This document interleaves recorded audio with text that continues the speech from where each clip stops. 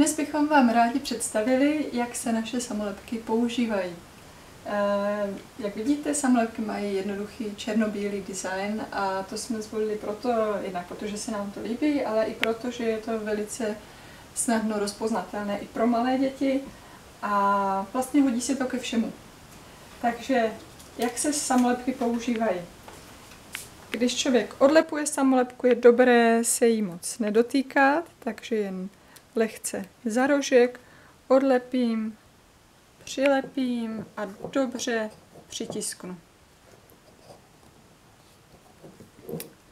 Na oblečení opět jenom za rožek a dobře několikrát od středu do krajů přitlačit, tak aby lepidlo dobře přilnulo k podkladu.